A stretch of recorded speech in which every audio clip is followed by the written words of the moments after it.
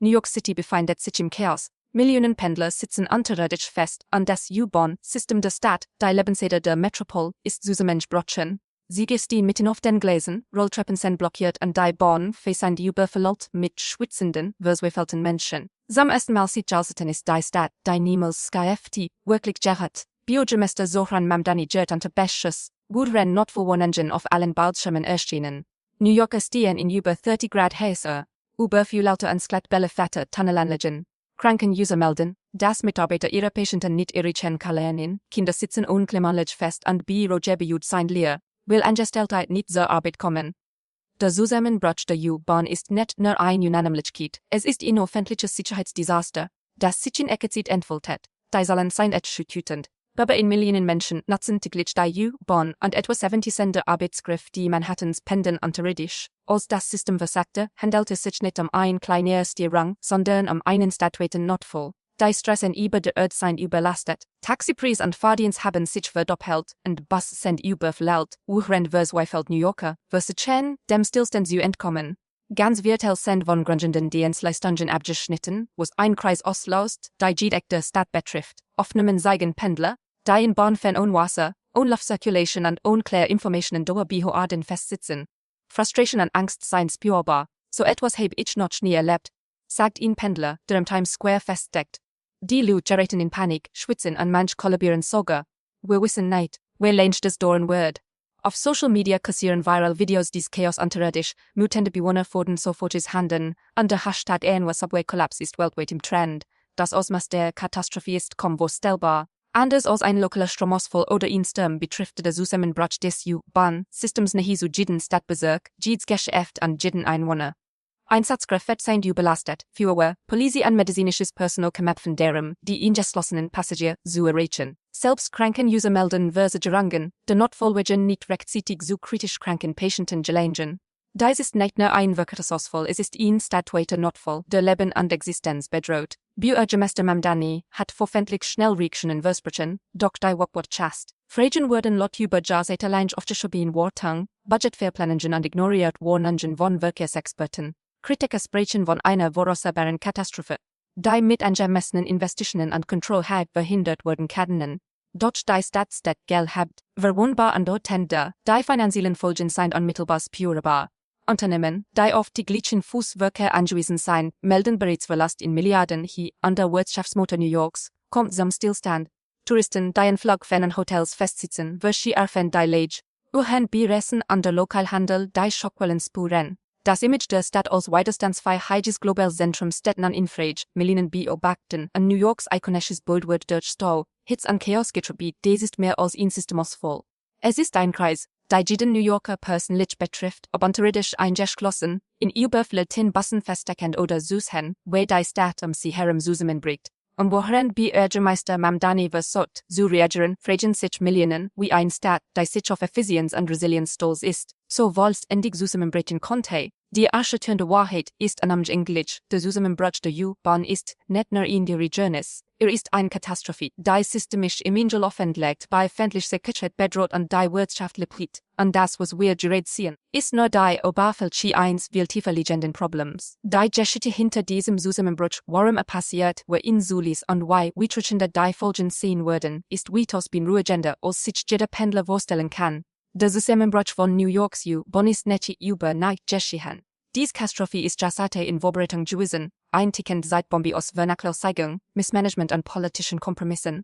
Unter der Oberfläche Befu, lauter Bahn, Vieh und stillstehende Ziel gelegt ein Netzwerk, das über 10 Grenzen hinaus belastet ist, und die Verantwortlichen, vom Bürgermeister Zohran Mamdani bis zu MTA-Verhandlungskräften, haben unsere Leitwohnungen ignoriert. Die Infrastruktur selbst ist alarmierend alt. Fast 40% der U-Bahn, Tunnels sind über 100 Jahre alt, Linien laufen noch auf jarrende Tiltengleisen und Signaltechnik. Rostiges Stahl, weltweit elektrisches System und Brückherkelder haben ein fragiles Netzwerk geschaffen.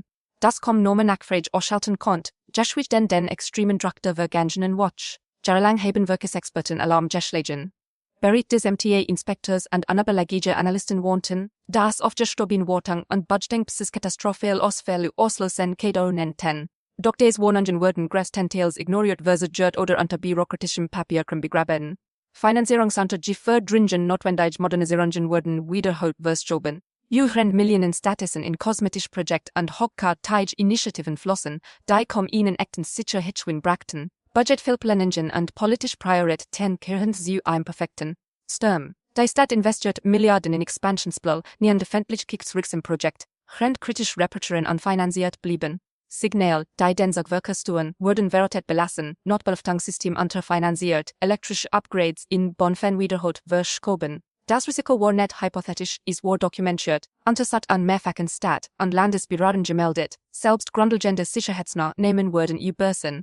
Notfallbangen, Evakuierungsprotokoll und Inspektionen waren inkonsequent oder wurden komplett besprungen. Adherende Stoßzeiten operieren Bohol, wie oft mit bei 105% Kapazität. Wodurch sie beweise gerangen oder Ausfällen zu brandherdende Panik wurden.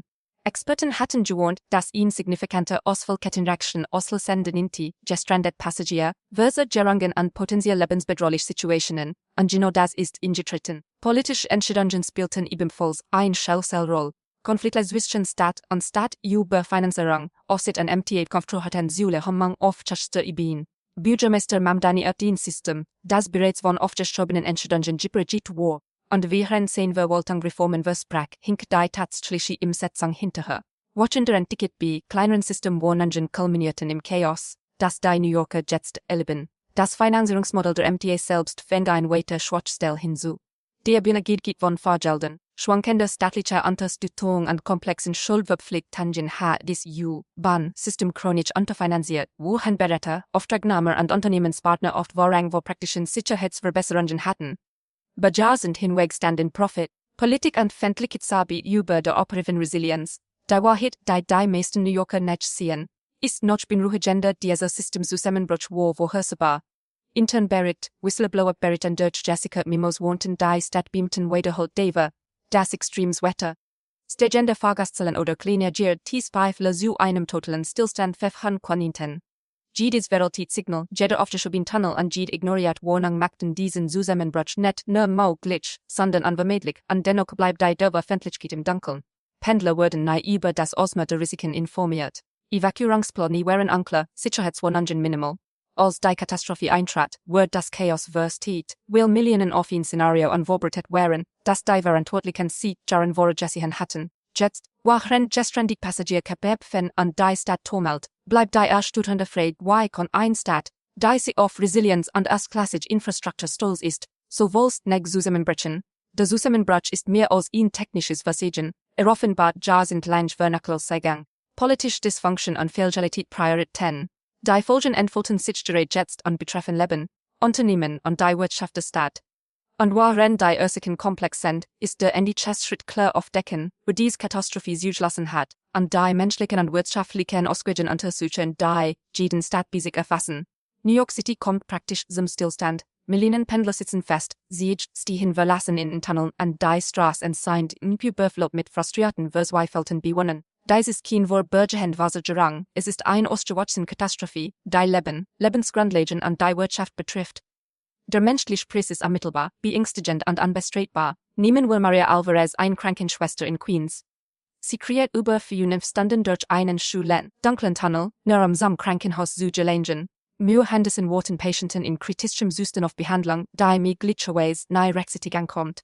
Kinder sitzen ohne Klemmenlage in Bahnhöfen fest. Leute Pendler kollabieren vor Hitze, und Eltern versuchen verzweifelt, Familien aus dem Chaos zu retten. Dies Geschichten sind kein Zufall, sie spielen sich in jedem Stadtbezirk ab, vom Bronx bis nach Brooklyn. Und die wirtschaftlichen Folgen sind erst wütend. Unternehmen, die auf die Pendler angewiesen sind, erleiden beispiellos Verlust. Restaurants in Midtown sind leer, Einzelhändler melden Milliarden Verlust. Und Büros bleiben geschlossen, weil Mitarbeiter einfach nicht hinkommen. Bilrassenhändler und Unternehmen sind gestellt, sitzen oberirdisch oder unterirdisch fest, stirren den empfindlichen Rhythmus der Wall Street und gifheden millionenschwere Deals. Der Tourismussektor leidet, da es sind Airpläne abbrechen und Flugfan mit frustrierten Besuchern überlastet sind. Der Wirtschaftsmotor New Yorks, einst unaufhaltsam, kommt vor unseren Augen ins Stocken. Das Chaos erstreckt sich auch auf den Verkehr oberirdisch. Bus sind überfüllt, Straßen verstopft, Taxis und Fahrdienst verlangen überhaupt Preis, und verzweifelt Einwohner versuchen, sich vorzubeugen. Straßen, die normalerweise in 15 Minuten zu belotigen Waterrennen dauern, jetzt standen, ein Satz vor sich stecken im Verkehr fest, und die Stadt balanciert am Rande der willigen Eismang. Jade verse jarang verschraft die Kreis an belastet Familien, Unternehmen und öffentliche Dienst. Die emotionell Belastung die ist sich kaum in Wort fassen.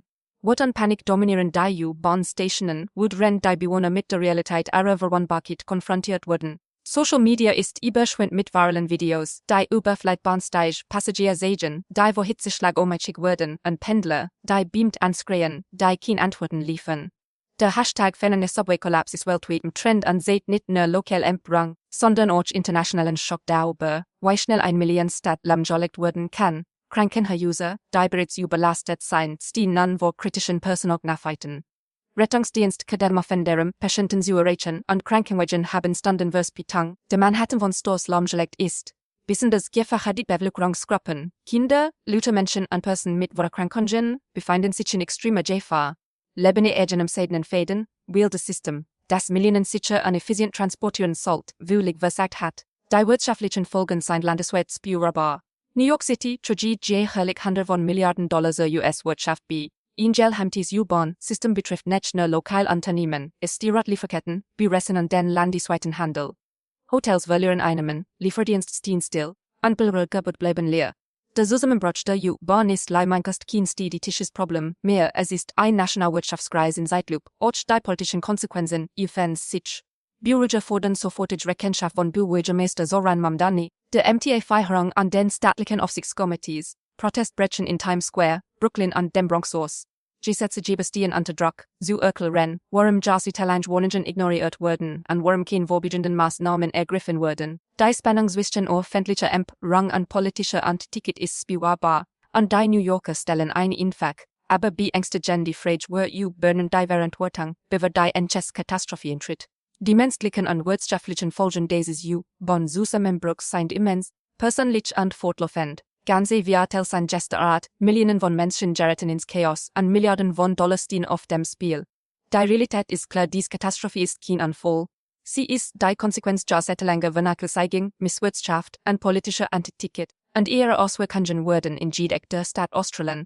Während sich der Staub über der Erde legt, bleibt ein erschreckend Wahrheit. Millionen Menschen sind weiterhin gefangen, physisch, finanziell und emotional, in den Nachwirkungen einer Krise, die vollständig vermeidbar gewesen wäre. Die kommenden Entlangen Überführungsversagen ignoriert Wohnungen und die Wohlst indigen Kosten dieser Katastrophe wurden New Yorker und die ganze Welt schockieren. Der Zusammenbruch der U-Bahn in New York City ist nicht nur ein Infrastrukturversagen, ist ein Führungsversagen. Mohrend Millionen Pendler leiden. Richten sich die Blickscharf auf Bürgermeister Zohran Mamdani, MTA-Führungskraft an die staatlichen Aufsichtsgremien, die diese Katastrophe täten verhindern sollen. Die Wahrheit ist hart, diese Katastrophe ist nicht einfach passiert. Sie wurde sich lassen. Jahrelang haben intern beriet, wo Meroden gelesen, Weltiten Signalen an Brachkeldentunneln gewohnt. Memos haben Korrosion, elektrische Jeffern an den dringenden Bedarf an Modernisierungen Höhe, doch entscheidend Wartungsarbeiten wurden verschoben, hinausgestört oder ignoriert. Recherchierende Journalisten interlellen, dass Millionen in oberflächliche Stationsrenovierungen an PR-Kampagnen flossen, mühren Notfallsystem an Signal-Updates, des Rückgrat der U-Bahn-Sicherheit unfinanziert blieben. Der Kontrast ist erschütternd, offline Renovierungen oberirdisch. Während das System unterirdisch auseinanderfiel, Bürgermeister Mamdani ein komplexes Netz von Wohnungen und ein System am Rand des Zusammenbruchs. Kritiker argumentieren, dass sein Verwaltung ist vers am Heb, Sicherheit zu priorisieren und politisch Optik über dringend notwendige Maßnahmen gestellt habe. Pressekonferenzen, Versprechen von schneller Reaktion und Reformsüssigen haben wenig dazu beigetragen, Vertrauen wiederherzustellen. Die Bewohner fragen sich, wie kann ein Staat, die sich als vorbereitet besitzt nicht, zulassen, dass ein U-Bahn-System, worin die Spitzenseiten so vollständig versagt? Die Kontroverse riet weit über das Ressource hinaus. Die Leitung der Metropolitan Transportation Authority steht wegen ignorierter Inspektionen, versagerte Modernisierungen und schlechter Krisenplanung unter Beschuss. Berichte zeigen, dass wichtige Signalaktionen verschoben wurden, Budgetvorgaben zu erfüllen, und Notbeluftungssystem monatelang funktionsfähig blieben. Einige Insider vermuten, dass Subunternehmer und Berater aus politischer Sicht aus für praktische Verbesserungen eingestellt wurden, ein System, in dem Profit, Politik und das Erstellung Vorrang vor öffentlicher Sicherheit hatten. Die Folgen politischer Misswirtschaft sind überall sichtbar. Pendler sitzen in Tunneln fest, Straßen sind verstopft und Rettungsdienst gegeben Fan, zu reagieren. Demonstranten stürmen die Stations in rufen nach Rechenschaft. Social Media bietet Geseigen viral Aufnahmen von gestrandeten Passagieren, die mit MTA-Mitarbeitern aneinander geraten, die wird eskaliert ins Chaos. Die New Yorker seien nicht nervös, die sei tend an ihrer Emperung richtet sich direkt gegen die Amtschitigen, selbst die staatlich Offset bleibt nicht unkritisch. Es wird hinterfragt, ob die Redungsbehörden das U-Bahn-System ausreichend überwacht haben oder ob bürokratische Ineffizienz dazu hat, dass wenigen Angelesen blieben. Antisechangen decken zunehmend ein Kultur der Selbstzufriedenheit auf, in der Jefferen Barricade mit Bürokratie statt mit sofortigem Handeln beantwortet wurden. Jede Version nicht dreht Reporter, jede ignoriert Warnung, jedes Fehlqualität Budget trug direkt zur jede Katastrophe bei. Der Kontrast ist krass. Mehrere Millionen New Yorker unterirdisch leiden, geben auf Ihrungsgriff durch weiten Statements ab, die auf von der Realität abgekoppelt wirken. Wir antisechen, und wir verpflichten uns zu Verbesserungen, holen durch Presskonferenzen, doch greifbar Ergebnis sein nirgends sehen. Die Bewohner beobachten hilflos, wohlwissend, dass der Entscheidungsausfall noch schlimmer sein sieht und die Kontrovers endet hernecht. Einige Kritiker weisen auf politische Konflikte zwischen Stadt und Stadt hin, die Entscheidungsparalyse ersagt haben.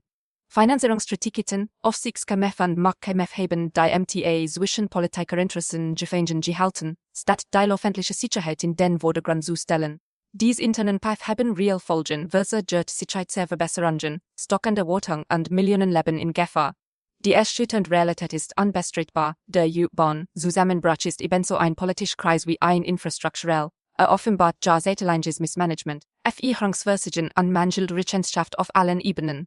Und wahren Millionen Pendler leiden, bleiben die Verantwortlichen weiterhin an der Macht. Die Frage ist nicht, ob zur Rechenschaft gesungen werden, sondern wie lange es dauern wird, bis die New Yorker echt durchsetzbare Maßnahmen fordern. Das System ist kaputt, Vertrauen zerschlagen, und jede versuchte Entscheidung hat die Risiken. Das Überleben der Stadt hängt nicht nur von der Reparatur von Tonnen und Signalen ab, sondern auch davon, die Erfahrungsfälle ansuchen, die diese Katastrophe überhaupt erst ermöglicht haben. Der U-Bahn-Zusammenbruch ist noch lange nicht vorbei. Während die New Yorker heute kämpfen, stapeln sich die langfristigen Folgen bereits, und die Wahrheit ist erschreckend. Was dies passiert ist nur ein Geschmack auf das, was die Zukunft bringen kann, wenn systemische Fälle unkontrolliert weiter besten. Experten warnen, dass Jahrzehntelang oft geschoben worden und brachelt Infrastruktur New York City anfällig für wiederholte Katastrophen gemacht haben. Signalkarten und erneut ausfallen, Tunnel überfluten und ganz Linien Overwarnung lahmgelegt werden. Prognosen zufolge könnte bis 2030 bis zu der Hälfte des U-Bahn-Netzes einem katastrophalen Versagen ausgesetzt sein, wenn Finanzierung, Offset und Frank-Netz ändert werden. Millionen Pendler wurden unterirdisch gefangen und die Wirtschaft der Stadt könnte zum Stillstand kommen. Der menschliche Preis könnte dramatisch steigen. Stellen Sie sich Kinder vor, die in stickigen Stationen feststecken, Krankenhäuser, die Patienten nicht aufnehmen können, und Pendler, die gezwungen sind, unsichere Tunnel zu benutzen. Hitzulen, Stiermodell selbst kleine technische Steuerungen könnten das Chaos verstärken und eine Versagerung in einen stadtweiten Notfall verwandeln. Jede Minute und Ticket von Bürgermeister Zohran Mamdani an der MTA-Erfahrung die Wahrscheinlichkeit, dass sich die Katastrophe wiederholt. Die Stadt balanciert auf einem schmalen Grad zwischen Vorberghände Erlärmung und totalem Infrastrukturzusammenbruch, auch wirtschaftlich stehen die Einstes hoch. New York City ist der Wirtschaftsmotor der Vereinigten Staaten. Das U-Bahn-System transportiert Millionen Menschen, die Wall Street, Tourismus, Einzelhandel und Wirtschaftsdienstleistungen antreiben. Jede Störung Verkehrsketten verlässt die Hotels verlieren Einnahmen, Büros stehen still, Lieferungen versagen sich und Einzelhandelsumsprechen ein. Wenn sich dies Kreis jährlich wiederholt, prognostizieren Experten Verlust in zweistelliger Milliarden hi, mit Auswirkungen auf das ganze Land. Der Zusammenbruch ist nicht nur lokal, bedroht die Nationalwirtschaft. Politisch sind die Folgen unvermeidbar.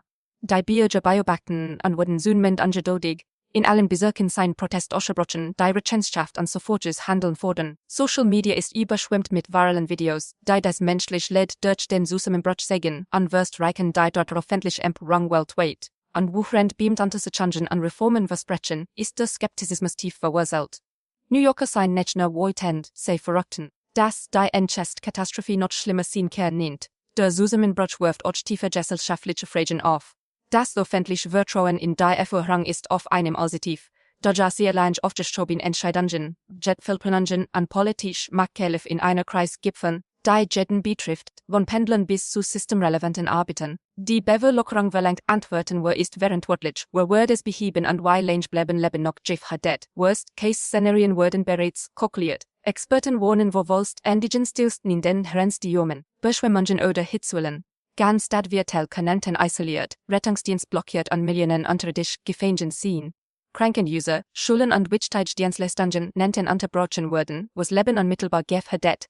Wenn sich nichts geht, würden die menschlichen und wirtschaftlichen Folgen weiter eskalieren. Und dennoch bleibt das Handeln trotz des Ausmaßes dieser Katastrophe langsam. Die Stadt vor einer Entscheidung den Weg der Vernachlässigung und bürokratischen oder die schwierigen Entscheidungen zu treffen, die notwendig sind, das System zu beholen, bevor es zu spät ist. Jeder Tag ohne entschlossenes Handeln erhöht die Wahrscheinlichkeit eines weiteren katastrophalen Versagens. Die Urtit an die New Yorker beobachten jeden Schritt von Bürgermeister Mamdani MTA vorangsgreifen an staatlichen Beamten.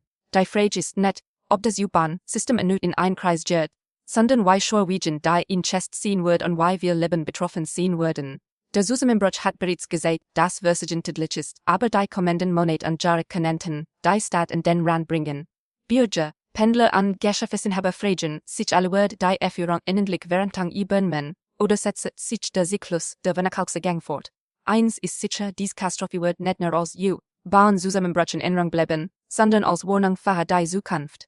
Jede Entscheidung, jede Versagerung und jede ignorierte Warnung hat Konsequenzen, und wenn jetzt kein Lehren gezogen werden, wird der Zusammenbruch weitaus schlimmer sein.